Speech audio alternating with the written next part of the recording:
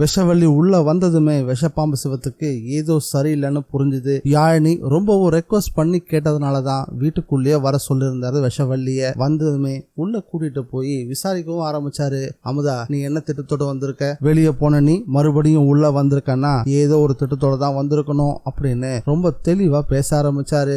ஏற்கனவே நம்ம சொல்லியிருந்தோம், பாம்பின் கால் நிச்சயம் பாம்பறியும். விஷவள்ளி மறுபடியும் உள்ள வந்திருக்கானா அவ ஏதோ ஒரு விஷயத்தோட தான் உள்ள வந்திருக்கான்றத புரிஞ்சுக்கிட்டு தான் இந்த கேள்வியை கேட்டாரு. உடனே விஷவள்ளி நடிக்கவும் ஆரம்பிச்சிட்டா. அண்ணே, என்னென்ன சொல்றீங்க? நான் எந்த திட்டத்தோடையும் வரல. நீங்க என் மேல கோச்சிக்கிற அளவுக்கு நான் எந்த தப்பும் பண்ணவே இல்லை. நீங்க சொல்ற மாதிரி நான் பணத்தை எடுக்கவும் இல்லை, என் புருஷன்கிட்ட கொடுக்கவும் இல்லை. ஆனா அந்த பணம் எப்படி என் பேக்குள்ள வந்துச்சுன்னு எனக்கு தெரியல. ஆனா ஒரு நாள் நான் தப்பு பண்ணலன்றத நீங்க புரிஞ்சுப்பீங்க அப்படின்னு கொஞ்சம் பூடகமா பேச ஆரம்பிச்சா. மனசுக்குள்ள இந்த நேரத்துல இனியாவை பத்தி சொன்னா தேவையில்லாத பிரச்சனைகள் வரும், அண்ணன் தாமல தான் கோவப்படுவாரு, அதனால அவ பேரை சொல்லாம இருக்கிறதா சரி அப்படின்னு தனக்கு தானே சமாதானப்படுத்திக்கிட்டா விஷவள்ளி. ஒரு பக்கம் யாழினியோட குழந்தையை அழிக்கிறதுக்கு முடிவு பண்ணாவ, இன்னொரு பக்கம் இதை இனியாதான் பண்ணிருப்பா. சரியான நேரம் பார்த்து இனியாவை இந்த விஷயத்த ஒத்துக்கிற மாதிரி பண்ண வைக்கணும் அப்படின்னு மனசுக்குள்ள திட்டமும் போட ஆரம்பிச்சா. நடந்த விஷயம் என்னன்றத யாழினி சொல்லும் போதும், தன்னை எப்படி சித்தி காப்பாத்தினா அப்படின்னு சொல்லும் போதும் கௌரி அம்மாவுக்கு ரொம்பவே சங்கடமா தான் போச்சு.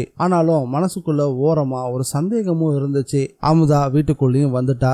முதல்ல இந்த விஷயத்தை இனியா கிட்ட சொல்லணும்னு இனியாவுக்கு போன் பண்ணி சொல்லும் போது இனியா விஷயத்தை கேள்விப்பட்டதும் அதிர்ச்சி ஆயிட்டாங்க. இல்லாத இதுல ஏதோ ஒரு பிரச்சனை இருக்கு, நான் முதல்ல கிளம்பி வரேன் அப்படின்னு வேகமா கிளம்பியும் வந்தாங்க. இனியா மனசுல இருக்கக்கூடிய ஒரே ஒரு சந்தேகம், ரவுடிங்க சரியா வர்றதுக்கும் சித்தி அந்த இடத்துக்கு வர்றதுக்கும். ரவுடிங்க சித்தியை தாக்கிட்டாங்க, அவங்களுக்கு தலையில காயம் ஏற்பட்டிருக்கு அப்படின்னு சொன்னதும் ஏதோ முன்னுக்கு பின் முரணா தோணுச்சு. தலையில காயம் படுற அளவுக்கு அவங்க நடந்துக்க மாட்டாங்களே அப்படின்ற சந்தேகத்தோட தான் வந்தவங்க விஷவள்ளியை செக் பண்ணுவோம் ஆரம்பிச்சாங்க. அந்த காயத்தை நான் பார்க்கணுமே, நான் மருந்து போட்டு வர்றேன் அப்படின்னு ஏதேதோ சொல்லி கட்டாயப்படுத்தி அவங்க நெத்திருந்த பேண்டேஜ் எடுத்தாங்க. அந்த பேண்டேஜ் எடுத்து பார்க்கும்போதுதான் அது போலியான காயம் இல்ல, உண்மையான காயம் தான் அப்படின்றத இனியா புரிஞ்சுக்கிட்டாங்க. எப்போ உண்மையான காயத்தை விஷவள்ளியோட நெத்தியில பார்த்தாங்களோ அந்த நிமிஷமே அவங்களுக்கு ரொம்பவும் தர்ம சங்கடமா போச்சு. தேவையில்லாம நாம தான் அமுதா சித்தி சந்தேகப்பட்டுட்டோமோ அப்படின்னு நினைக்க ஆரம்பிச்சுட்டாங்க. அந்த காயத்தை பார்த்த பிறகுதான் நடந்தது உண்மையான சம்பவம் தான், அமுதா சித்தி அந்த ரவுடிங்க அடிச்சதும் உண்மைதான் அப்படின்றத புரிஞ்சுக்கிட்டாங்க. இருந்தாலும் அவங்க மனசுக்குள்ளேயும் ஒரு சந்தேகம், ஒருவேளை அந்த ரவுடிங்களை இவங்களை ஏற்பாடு பண்ணியிருந்தா கௌரி அம்மா கிட்டையும் யாழினி கிட்டையும் அமுதா சித்து விஷயத்துல நீங்க ரொம்பவே கவனமா இருக்கணும், எனக்கு கொஞ்சம் வீட்டுல வேலைகள்லாம் இருக்கு, நாங்க டியூஷன் ஸ்டார்ட் பண்ணிருக்கோம், அந்த வேலைகளை நான் பார்க்கணும் அப்படின்னு சொல்லிட்டு எச்சரிக்கையும் பண்ணிட்டு அங்கிருந்து கிளம்பிட்டாங்க. இனியா ஏற்கனவே நான் கூட இருந்து அக்காவை பாத்துக்கிறேன்னு சொன்னவங்க இன்னைக்கு தன்னோட வேலை தான் முக்கியம் அப்படின்னு கிளம்பிட்டாங்க.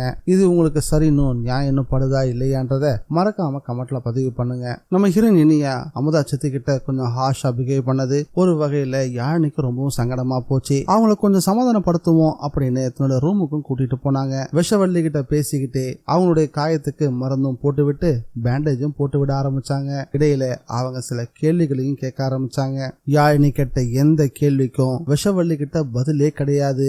என்ன சொல்றது ஏது சொல்றது அப்படின்னு தடுமாறவே ஆரம்பிச்சிட்டாங்க. இந்த வீடியோ பிடிச்சிருந்தா லைக் பண்ணுங்க, ஷேர் பண்ணுங்க. TNVG ரிவ்யூவை மறக்காம சப்ஸ்கிரைப் பண்ணி வச்சுக்கோங்க. மீண்டும் அடுத்த வீடியோல சந்திக்கலாம். By guys.